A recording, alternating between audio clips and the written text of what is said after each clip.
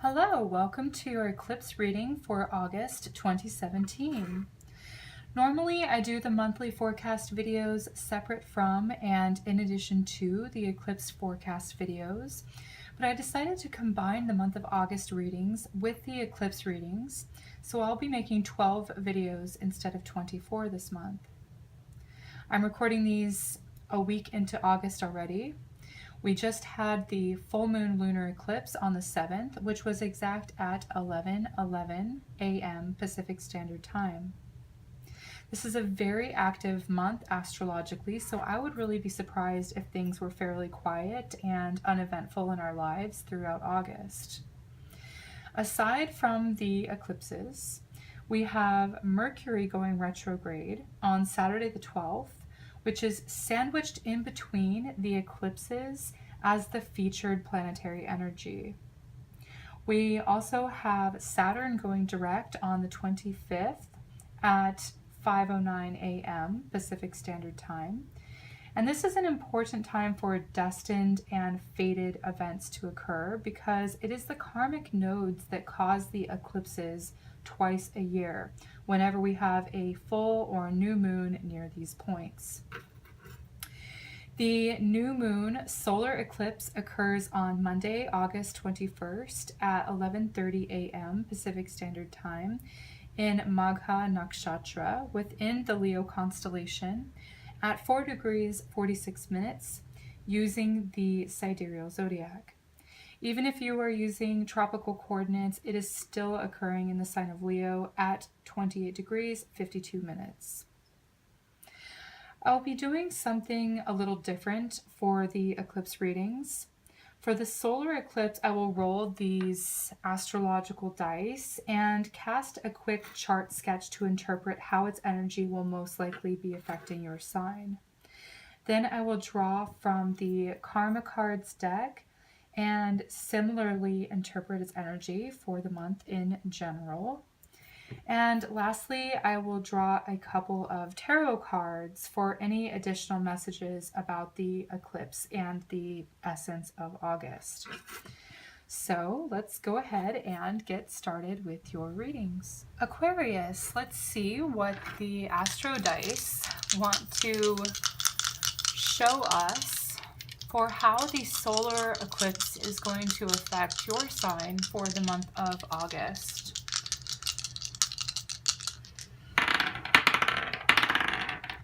If you can see this, it's in the shot, but it's the 5th house.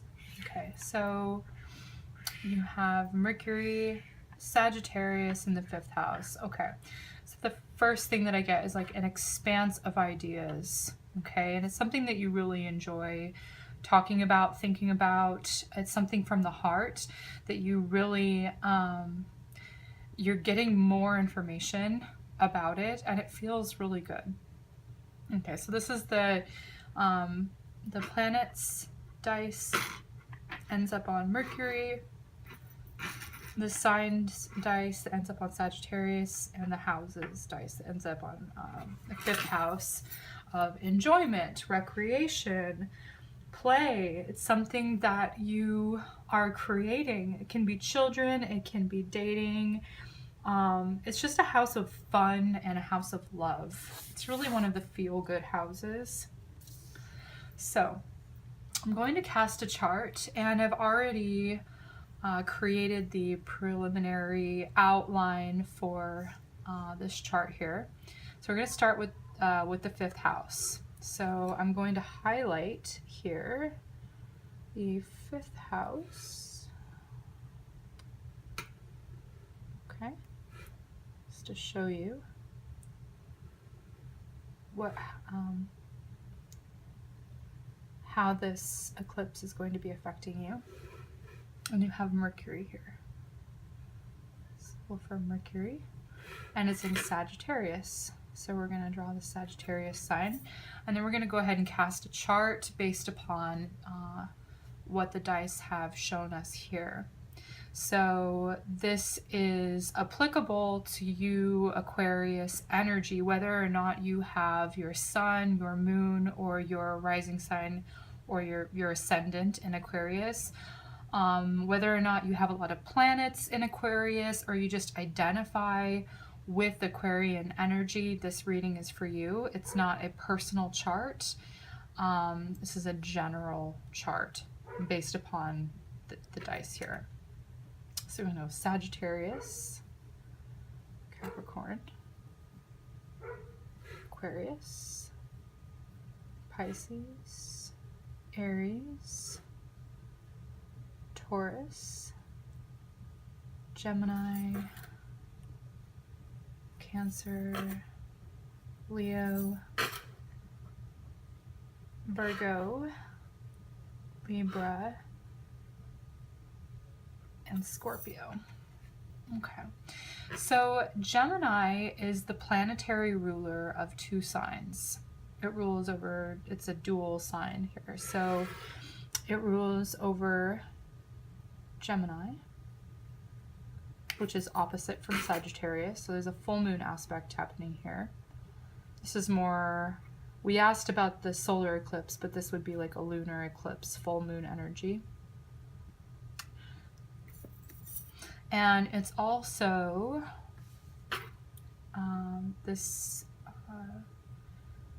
Mercury is also ruler over Virgo. So Virgo is here in your second house of values, resources. So your possessions and groups of people. So enjoyment, friends, enjoyment with friends, dating, your social network, your online presence, and the second house of values, your possessions, your money, things like that. So these are the houses that are illuminated. And just for the sake of a visual representation, I'll go ahead and color this in. Let's see, 11, 2nd, and 5th. Okay.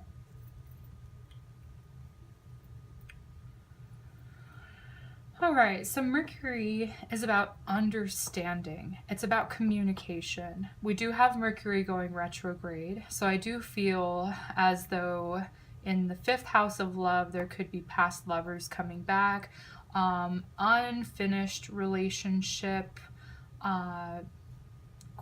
karma, or things to resolve around love, or possibly even children. This area I feel like is important for you to sort of come to an understanding, come to some sort of resolution with that. And it's going to be coming out on around the eclipse, the solar eclipse. So someone like a past love may come back. And if I remember correctly, Aquarius, a lot of the readings that I've been doing for each month and even for the entire year was really heavily emphasized on like love relationships. So I'm seeing this as coming like past loves coming, making sure that you're clear if you're doing any sort of online dating. I see that is a possibility as well. This could be also children. It's the 5th house of what you've created. We tend to create people, we create art, we create projects, things like that. And the 2nd house of resources, values. It's important to, if you're finding people to date that line up with your value system. But I'm also getting this sense of like you could create something beautiful through an exchange of ideas with a circle of friends to help get you money. Okay? So that's that part. It's the first part of the reading. I want to, just as something fun, this is like really all been an experiment for me and something new, something novel that I wanted to try is using different tools other than just the tarot cards. So I'm going to be using this Karma Cards tarot deck. It's not really a tarot deck, it's more of like a karma, it's like an oracle deck. It's an astro deck. It's segmented into planets, signs, and houses. So we're going to pull planetary energy for the month of August in its entirety. What's the energy going to be like? Saturn. Saturn's a planet of karma, purpose, discipline.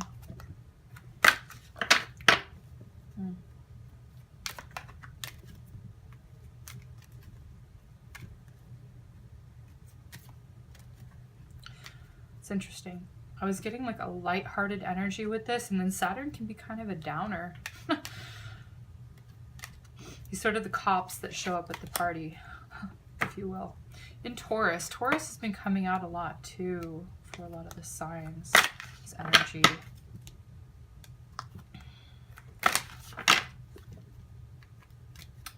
Let's see. Second house, which is the natural ruler of Taurus. Taurus rules over the second house. You have Saturn there, which is about discipline. That's really what I'm seeing, is like being disciplined with your money. That's one aspect of it. And it also says patience here. So what I want to see with these cards is like the sentences that it comprises for that message. So under the planets and the houses, you see that it's orange. Orange represents that extroverted, outwardly expressive, dynamic, and active energy that is sort of, it's extroverted. The blue here is the introverted expression of it. It's receptive. It's internal. It's the introverted. So you see a lot of outgoing energy that comes in and then goes back out. So that sort of, it has a nice flow to it. Then you have the lines here. And each line represents a certain aspect of you. So the first line is S, which stands for the spiritual realm. The second line is M, which stands for the mental realm. And the third line is P, which stands for the physical realm. So you have an aspect that's like mind, body, and soul all integrated here, and sort of the same thing expressing itself in a different way. It's sort of the same energy, but it's just a different expression of it. So Saturn in Taurus in the second house on a spiritual level is asking you to be realistic about your resources and maintaining your resources and being very patient about the money that comes in or the resources that are coming in. So I'll go ahead and write that down. So S is for the spiritual realm. So this is maybe a way to grow spiritually, is to be patient and realistic about what you can create with your money and what you can use with your resources to create what it is that you want, and having to sort of be patient with the process. So realistic about your resources or maintaining your resources, and being patient with the results. And then on the mental level, your thoughts, what you're thinking, what's going on up in your mind, concerns about practicality of what you want. Okay, so you may be having some sort of fears, limited thinking that what you want is not practical or not achievable, or that you can't somehow manifest what it is that you need, what you want, your resources. The second house is also security.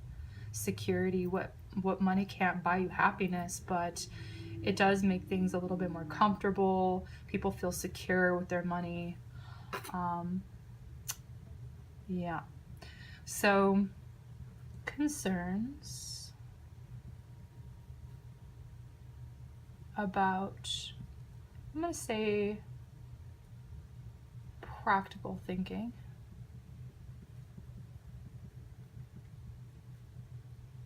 In getting what you want.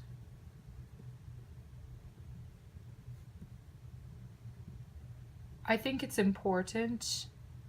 Saturn's here to challenge you. It's here to place limits here. And,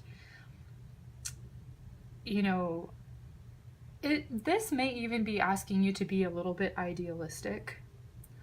about what you want. And maybe you can't do it all on your own. Maybe you need friends to help you sort of bring your dream of what you're trying to create into reality here. Mercury can represent commerce. It's the exchange and the flow, the back and forth. It's not just ideas and words and language, but it's facts, it's information. It could be information about a product that you're developing. Okay. So on the physical level, you must wait before you can get the results from your productivity that meet your needs. You must wait before you can get the results of your productivity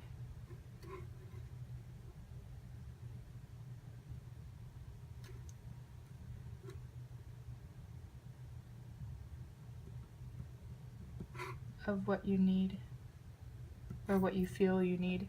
So I feel like this this month is really going to show you limitations that you have and what you're trying to create.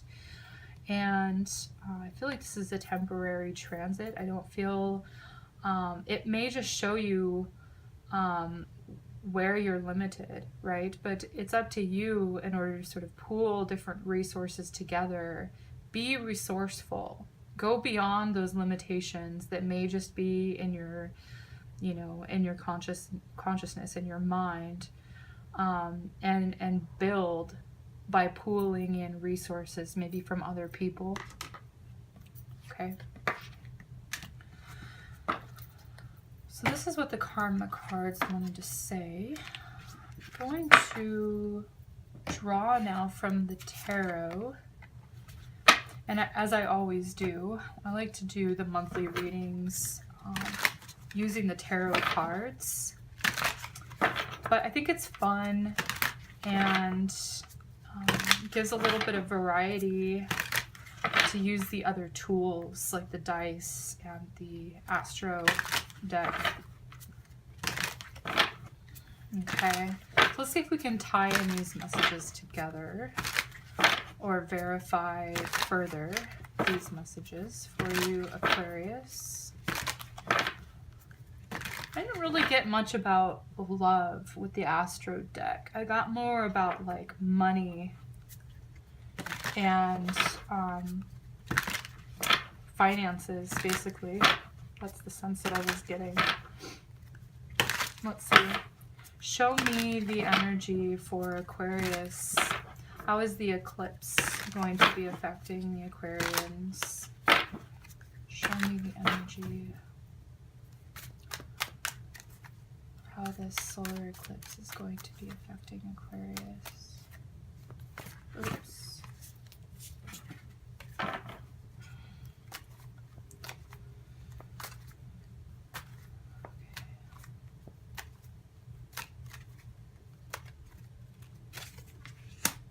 4 of Pentacles again. Okay, so it's going to show you your financial limitations.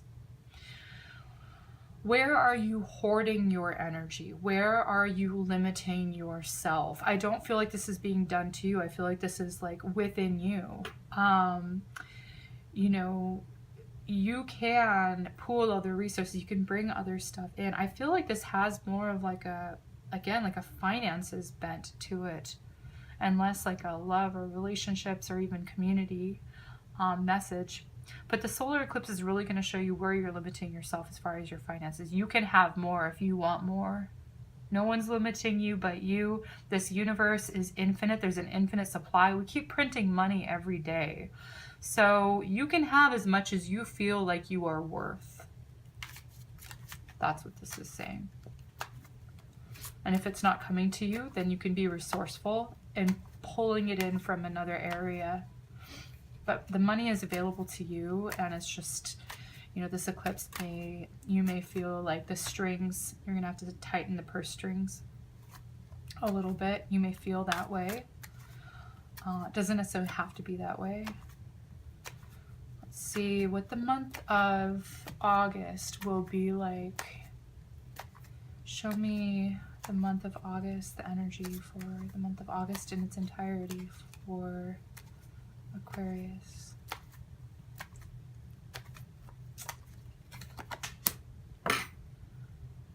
That's weird. Okay. You might want to watch the Capricorn video as well, because they pulled the exact same cards in the exact same order, and I shuffled and shuffled these as I just showed you on camera. So I'm getting a little like creeped out. Not in a bad way, but in a good way. It's not much different from the message for Capricorn. It is a different reading. And I am getting different messages, but it's just so, like, the odds of that happening, of there being 72 cards here and me pulling the same exact cards in the same exact order for you, Aquarius, it's a little bit... Okay. There's cracks in the foundation. That's really what I'm seeing here. There's something that you can rebuild in the month of August, and maybe that's why this Mercury retrograde is happening in your 5th house of creation. It's what are you creating? And Mercury going backwards, saying it's time to redo. It's time to redo something with what you're creating. There's cracks in the foundation to make it stronger.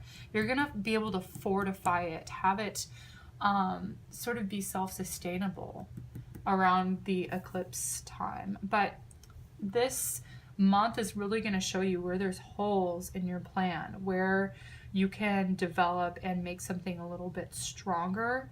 Okay, it's a slow burn with this. This is a long road.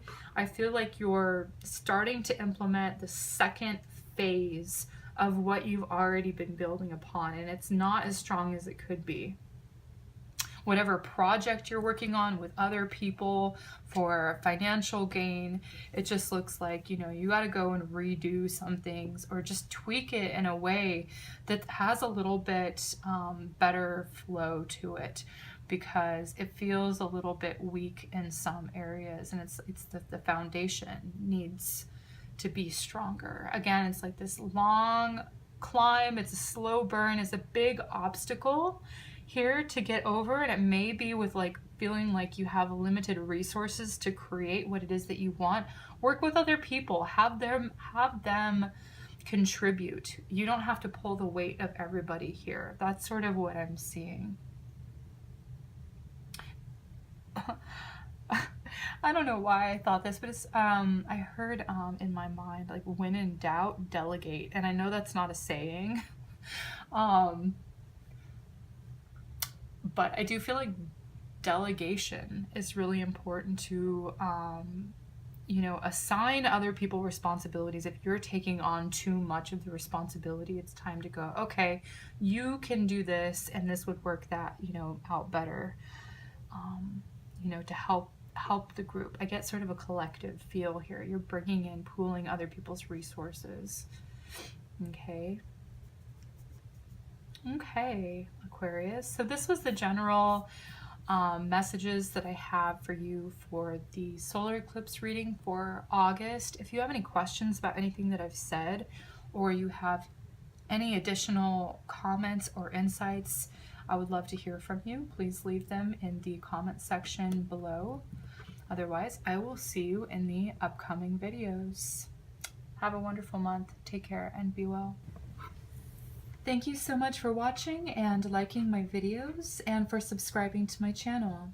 If you would like a personal reading that is custom to you and your current situation, feel free to contact me through my website, sungoddessashley.com, or via email.